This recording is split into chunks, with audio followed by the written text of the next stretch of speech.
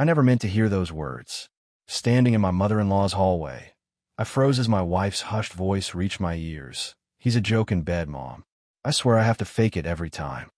Then came the laughter, my mother-in-law's knowing chuckle that turned my blood to ice. 8 years of marriage. And this was how she really saw me. A punchline. A disappointment. That night changed everything. She had no idea I'd hurt her. No clue that her cruel words had shattered our marriage beyond repair. So I let her keep laughing while I planned my exit. Sometimes the most devastating betrayals happen behind the smiles of those who claim to love you. My name is Daniel Spencer.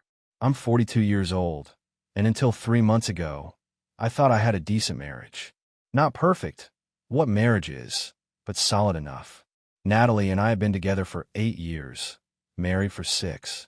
We had our routines, our inside jokes, our comfortable silences. At least that's what I thought they were, comfortable. Turns out, there was something else entirely. It was supposed to be just another dinner at my mother-in-law's house in the suburbs of Denver. Sylvia always insisted on hosting us at least once a month, serving up her famous pot roast alongside thinly veiled criticisms of my career choices and subtle digs about when we were going to finally start a family. I'd learned to smile through it, to let it roll off my back. That was my mistake, letting too much roll off my back for too long. I'd stepped out to the hallway to take a quick call from a colleague when I heard them through the partially open kitchen door. I wasn't trying to eavesdrop, but Natalie's hushed tone caught my attention. Something in the way she was speaking, secretive, conspiratorial, made me pause. "He's such a joke in bed, Mom," Natalie whispered, her voice low but clear enough that every word landed like a punch to my gut. "I swear, I have to fake it every single time." Sylvia's response was immediate, a sharp, knowing laugh that echoed through the hallway. "Oh, honey, that's just how men are. At least Daniel provides well enough, right?" Another laugh. More words exchanged that I couldn't quite make out through the sudden ringing in my ears. My hand tightened around my phone, knuckles white with tension. 8 years together. 6 years of marriage. And this was how she really saw me. I should have walked in right then, confronted them both. That's what I keep telling myself I should have done. Instead, I backed away silently, retreating to the guest bathroom where I locked the door and stared at my reflection in the mirror. The man looking back at me seemed different somehow. Smaller. I suddenly saw what they saw. A punchline, a provider, a convenience. Not a partner, not an equal, certainly not someone worthy of respect. I splashed cold water on my face, dried it with one of Sylvia's decorative hand towels that guests weren't supposed to use, and made a decision. I wasn't going to cause a scene. Not tonight. But things were going to change, and they were going to change drastically. When I returned to the dining room, Natalie and Sylvia were already seated, wine glasses in hand, smiling as if nothing had happened. As if they hadn't just torn apart the foundation of what I thought was my life. I took my seat across from them, forcing a smile that didn't reach my eyes. "Everything okay with work?" Natalie asked, barely glancing up from her phone. "Everything's fine," I replied, my voice steady despite the storm brewing inside me. "Just fine." And for the first time in our marriage, I really looked at my wife. Not with the rose-colored glasses of love or commitment, but with clear eyes that saw the truth. I was married to a stranger who had no respect for me, and I had absolutely no idea what I was going to do about it. Not yet, anyway. The drive home from Sylvia's house was painfully quiet. Natalie scrolled through her phone, occasionally chuckling at something on her screen, completely oblivious to the man sitting next to her. A man who had just had his entire worldview shattered. I gripped the steering wheel tighter, watching the Denver skyline come into view as we descended from the foothills. How many times had we made this drive? How many times had we sat in this exact same silence that I had always interpreted as comfortable familiarity? Now I recognized it for what it really was, indifference. When we got home, Natalie went through her usual routine, kicking off her shoes, changing in her oversized Northwestern t-shirt, and climbing into bed with her phone. I watched her from the doorway, studying her as if seeing her for the first time. In a way, I was. I locked myself in the bathroom, turning on the shower to mask any sound. I needed to think. The mirror reflected a man I barely recognized, someone who had been slowly disappearing for years. When had I started to lose myself? When had I become so focused on making Natalie happy that I'd forgotten what made me happy. I thought back to when we first met, how confident I'd been, how sure of myself. That man wouldn't have tolerated being someone's punchline. I turned the shower off and returned to the bedroom. Natalie was still absorbed in her phone, the blue light illuminating her face in the dimness. "Do you respect me?" I asked, the question cutting through the silence. Her fingers paused momentarily on the screen. She looked up, confused rather than concerned. "What kind of question is that?" "A simple one. Do you respect me, Natalie?" She sighed, putting her phone down. "Of course I do. What's this about?"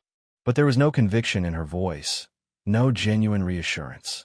It was automatic, dismissive, like checking a box on a form. What struck me most wasn't her half-hearted answer, but how quickly she returned to her phone, completely uninterested in why I might be asking such a question in the first place. I stood there for a moment longer, then walked to the guest room without another word. I needed space to think, to plan my next move. Because after what I'd heard tonight, one thing was crystal clear. I couldn't continue living in a marriage where I was nothing but a joke, a convenience, an afterthought. That night, as I stared at the ceiling fan slowly rotating above me, I made a decision. I wasn't going to confront Natalie with what I'd heard. Not yet. First, I needed to see for myself just how deep the disrespect ran. I needed to watch and observe without the filter of someone desperately trying to believe his marriage was working. Starting tomorrow, everything would change. Not for her, but for me. The next morning, I woke up early and went for a run in Washington Park, something I hadn't done in months. Natalie always complained that my morning runs disrupted her sleep. Funny how easily I'd given up something I loved for someone who saw me as a joke. When I returned, she was in the kitchen, coffee in hand, scrolling through her phone. She barely looked up as I entered. "You went running?" she asked, surprise evident in her tone. "Yeah." I grabbed a water bottle from the fridge. "Feels good to get back to it." She shrugged and returned to her phone. No follow-up questions, no interest in why I'd suddenly resumed an activity I'd once loved. Just indifference. Over the next week, I started watching Natalie with new eyes. I noticed things I'd been blind to before. How she never asked about my day, but expected me to listen to every detail of hers. How she interrupted me when I spoke to her friends, as if my thoughts weren't worth sharing. How she subtly criticized my choices, from the way I dressed to how I loaded the dishwasher. On Thursday night, we had dinner with her work friends at that trendy new place in Lodo. I sat quietly, observing as Natalie talked over me whenever I tried to join the conversation. "Daniel's just not into the whole social media thing," she said when someone asked why they hadn't seen me on her Instagram lately. The way she said it made it sound like I was some technologically challenged dinosaur, rather than someone who simply valued privacy. Her colleague Mark laughed. "Sounds like my dad." Everyone chuckled, including Natalie. I wasn't on the joke. I was the joke. Later that night, I checked our joint credit card statement. $400 at Nordstrom that I didn't recognize. When I asked about it, she rolled her eyes. "It was for Sylvia's birthday. I told you about it weeks ago." She hadn't, but arguing would accomplish nothing. Saturday afternoon, Sylvia called. Natalie put her on speaker as she folded laundry. "Did Daniel fix that leaky faucet yet?" Sylvia asked, her tone dripping with its usual condescension. "No, Mom. You know how he is with household projects." I was standing right there in the doorway. They both knew I could hear them, yet they spoke about me as if I were a disappointing child, not a grown man and equal partner in this marriage. That night, as Natalie slept beside me, I stared at the ceiling and thought about my father. He'd always told me that respect was non-negotiable in a relationship. The moment that's gone, he'd said, everything else is just theater. Dad was right. What Natalie and I had wasn't a marriage anymore. It was theater, a performance of domestic life with no substance beneath it. I turned away from her sleeping form and made a mental list of what needed to be done. Because this show was coming to an end sooner than she thought. 2 weeks after that fateful dinner at Sylvia's, I found myself sitting in a coffee shop downtown, across from my old college roommate, Kevin.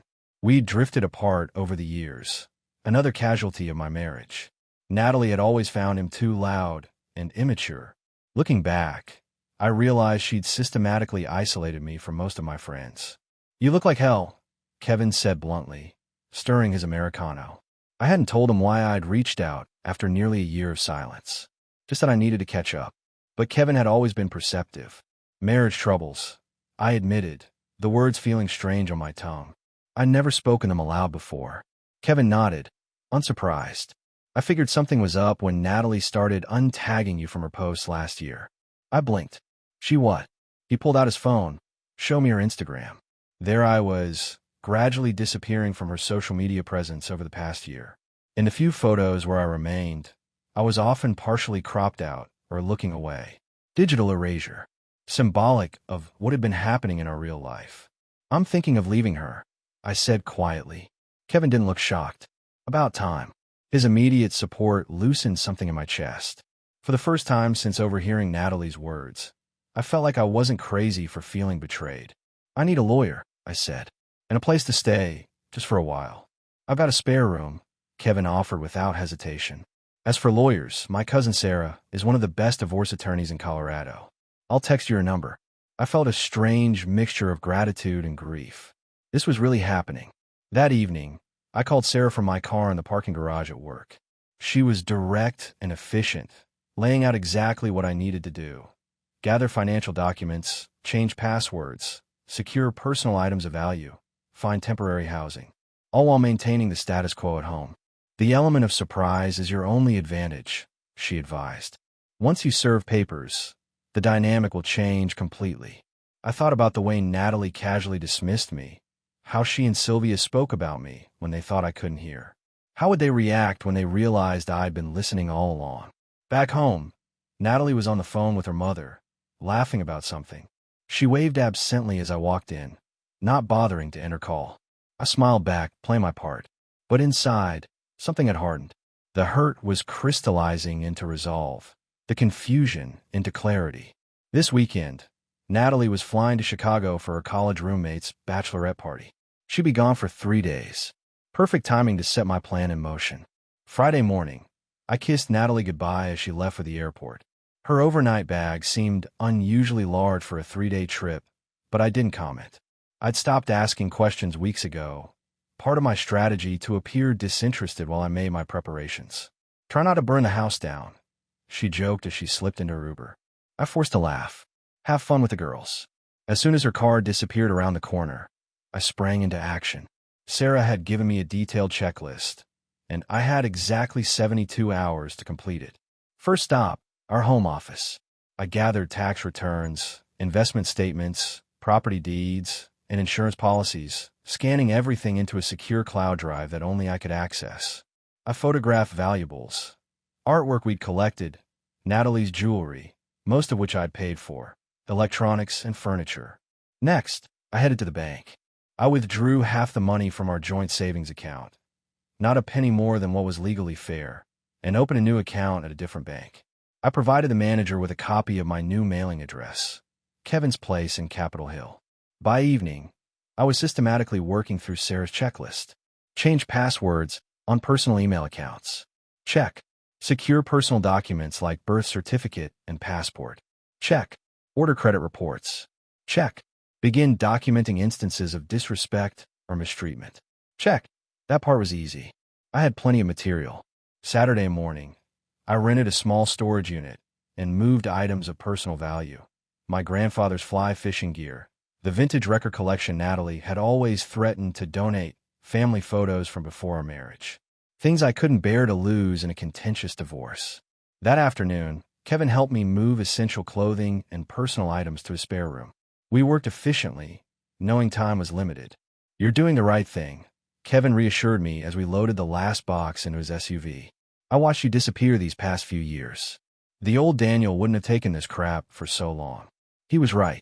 I'd compromised myself piece by piece, trying to earn respect that should have been freely given. On Sunday, I returned everything to perfect order.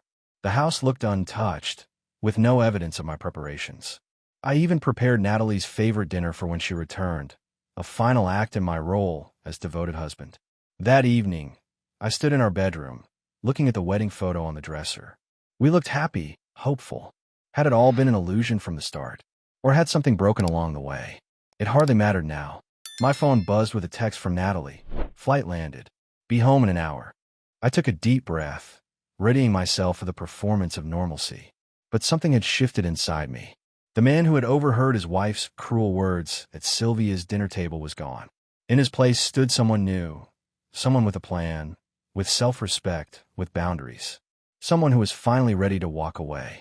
Natalie returned Sunday night, exhausted but glowing from her weekend in Chicago.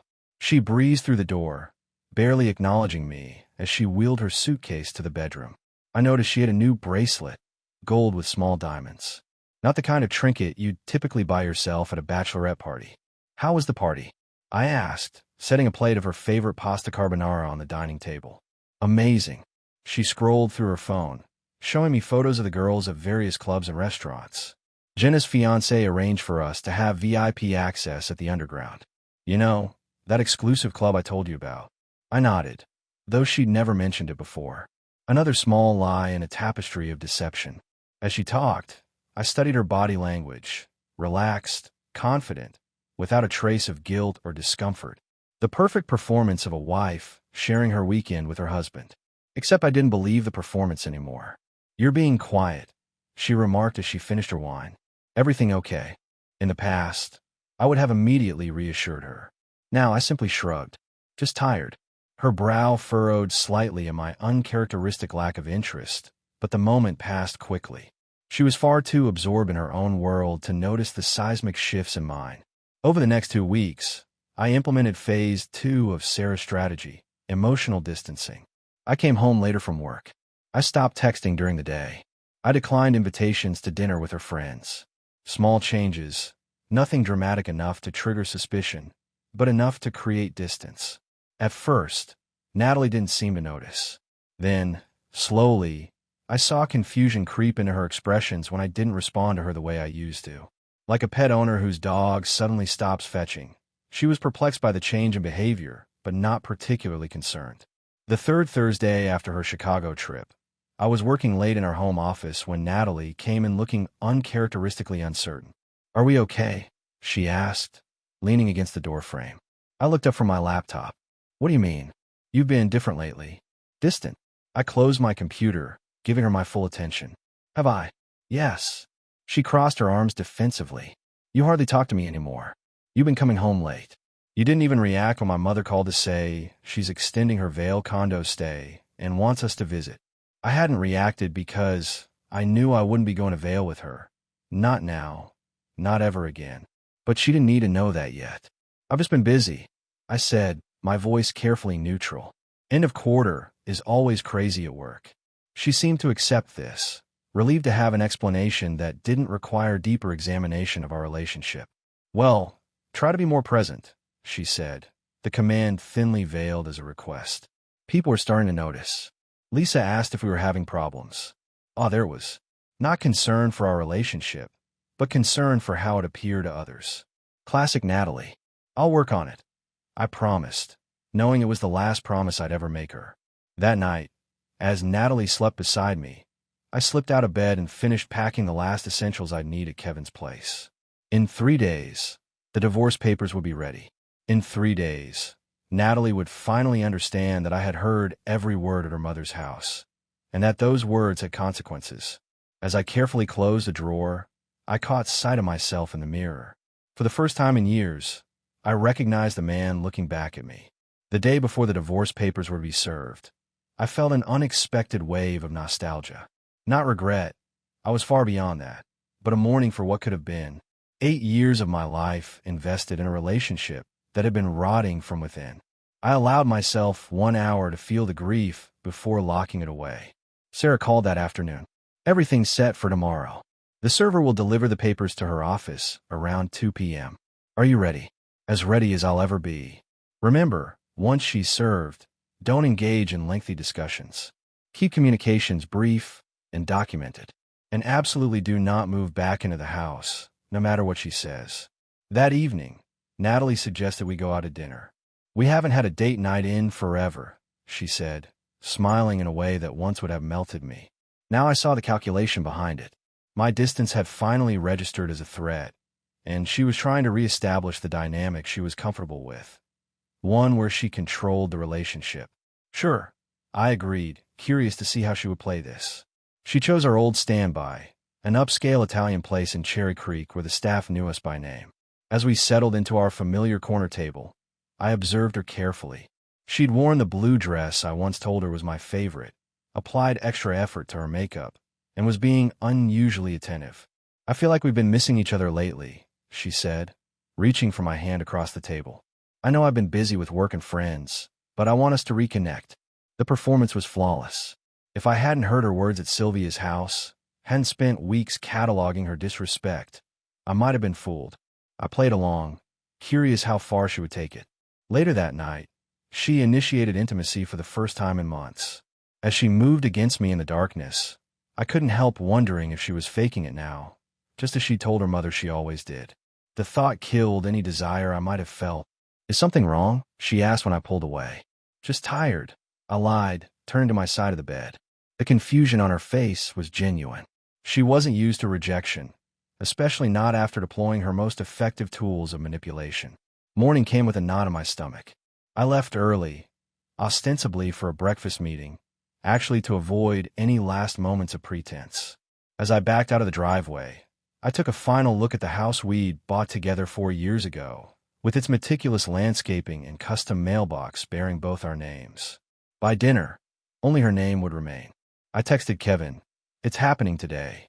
His response was immediate. "You've got this. Come by after work. Beer will be cold." At my office, I tried to focus on spreadsheets and client calls, but my mind kept drifting to Natalie. Would she call screaming or show up at my workplace? Would she cry or threaten? By now, she would know not only that I was leaving, but that I'd overheard her that night at Sylvia's. At 2:15 p.m., my phone buzzed. Natalie's face appeared on the screen. It was time. I didn't answer Natalie's call. Instead, I texted, "I'll meet you at home at 6. We can talk then." Sarah had advised against meeting at the house, but I wanted this confrontation on familiar ground.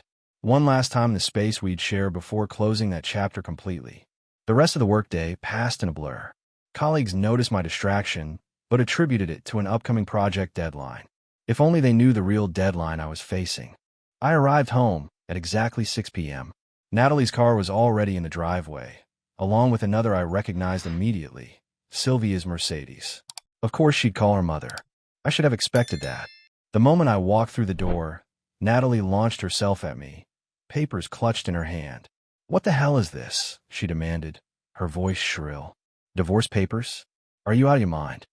Sylvia stood in the background, arms crossed, her face a mask of righteous indignation. I remained calm, setting down my briefcase. "I think the papers are pretty clear, Natalie." "Clear? There's nothing clear about this. Everything was fine until..." "Until what?" I interrupted. "Until I stopped playing along. Until I stopped accepting being treated like an afterthought in my own marriage." Her expression shifted from anger to calculation. "What are you talking about?" "I've always..." "He's a joke in bed, Mom. I swear I have to fake it every time." I quoted her words verbatim, watching as the color drained from her face. "Sound familiar?" "It should. Those were your exact words at your mother's house last month." Sylvia gasped. Natalie's mouth opened and closed wordlessly. "I heard everything." I continued, my voice steady. "I was in the hallway when you decided to share that particular insight with your mother." And she laughed. You both laughed.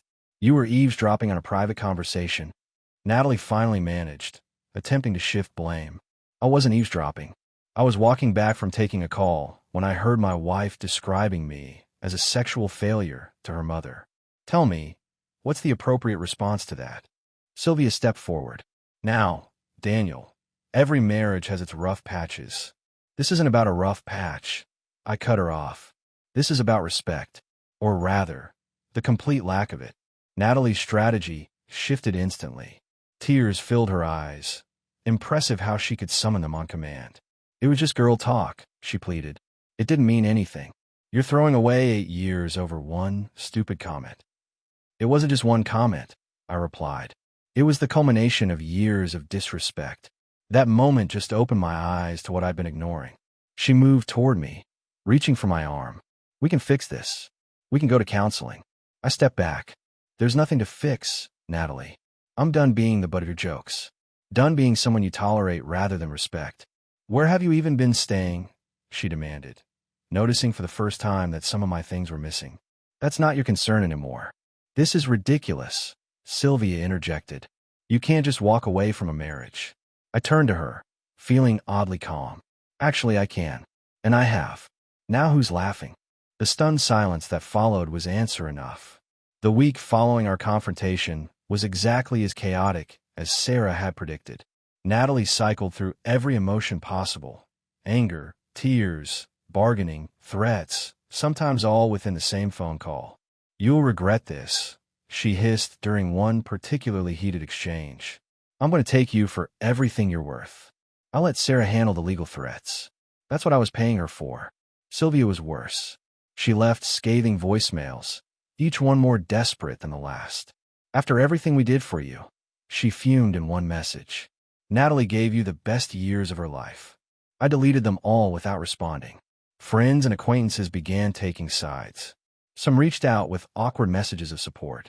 Others disappeared entirely. A few of Natalie's friends sent accusatory texts, having heard who knows what version of events. I blocked their numbers without reading beyond the first few words. Through it all, Kevin's spare room became my sanctuary. Stay as long as you need, he insisted, despite the cramped quarters. 10 days after I moved out, I met Sarah at her office to review Natalie's counterproposal. It was exactly what we'd expected. Demand for the house, half my retirement, and substantial alimony despite her own six-figure income. Standard opening gambit, Sarah assured me. Her lawyer's posturing. They know she has no grounds for these demands, especially given Colorado's equitable distribution laws. Still, seeing Natalie's signature on documents designed to financially cripple me felt like a punch to the gut. Whatever love had once existed between us was now unrecognizable. That evening, I drove past our house, her house now, and saw Sylvia's car in the driveway. The lights were on in the kitchen, two silhouettes visible through the blinds. Mother and daughter, no doubt strategizing their next move against me. It should have hurt more than it did. Instead, I felt strangely liberated. Back at Kevin's, I poured myself a bourbon and stepped onto his balcony. Downtown Denver glittered beneath a clear autumn sky, the mountains a dark silhouette against the horizon. For the first time in weeks, I allowed myself to think beyond the divorce, beyond the legal battle ahead. Where would I live? What would I do with my newfound freedom? Who would I become now that I wasn't defining myself as Natalie's husband? Kevin joined me, handing me a cigar. You look better, he observed. Less haunted. I feel better, I admitted. Like I'm waking up from a long sleep. You kind of are. He lit a cigar, then mine. The Daniel I knew in college wouldn't have tolerated half the crap you've put up with these past years. He was right. I'd compromised myself piece by piece, surrendering my identity to save a marriage that wasn't worth saving. What's next? Kevin asked after a comfortable silence. I took a deep draw from the cigar, savoring the rich flavor. I start over. On my terms this time. The future stretched before me. Uncertain, but full of possibility. And for the first time in years, I was actually looking forward to it. 6 months later, I stood in the living room of my new condo in downtown Denver, watching snow fall gently over the city. The divorce had been finalized 3 weeks earlier, faster than expected once Natalie realized her demands weren't going to fly with the judge. In the end, we split assets equitably. She kept the house, with a buyout payment to me. I kept my retirement accounts, and we went our separate ways without alimony, a victory Sarah considered worth her substantial fees. The last time I saw Natalie was at the final hearing. She looked smaller somehow, diminished without the power she once held over me. Sylvia sat beside her, tight-lipped and rigid, avoiding my gaze. As we left the courthouse, Natalie caught up to me in the hallway. I never meant to hurt you, she said, her voice lacking its usual confidence. I know, I replied, surprised to find I actually believed her. But you did. There was nothing left to say after that. Kevin helped me find a condo, a modern space with floor-to-ceiling windows and a view that made the premium price worth every penny. After months in his spare room, having my own place again felt like exhaling after holding my breath underwater. I'd reconnected with old friends, started dating casually, even took up rock climbing, something Natalie had always dismissed as too dangerous. The Daniel who emerged from the wreckage of my marriage was more authentic, more confident, and infinitely happier than the man who had stood frozen in Sylvia's hallway 8 months earlier. My phone buzzed with a text from Rachel, a corporate attorney I'd been seeing for the past month. Still on for dinner? I made reservations at that new place in Rhino you mentioned. I smiled, typing back my confirmation. Rachel was different from anyone I'd dated before. Independent, direct, respectful. We moved at our own pace, giving each other space without keeping score. As I grabbed my keys to head out, I caught sight of myself in the mirror by the door. The man looking back at me was someone I recognized now. Not perfect, still healing in some ways, but authentic in a way I hadn't been for years. That night at Sylvia's house, hearing those crushing words from my wife's lips, had seemed like the end of something. In reality, it had been the beginning. I stepped out into the snowy evening, leaving my past behind with each footprint in the fresh powder. Ahead lay a future I was finally excited to live, on my terms, with people who valued me, in a life that felt genuinely mine. Some endings are just beginnings in disguise. Mine certainly was.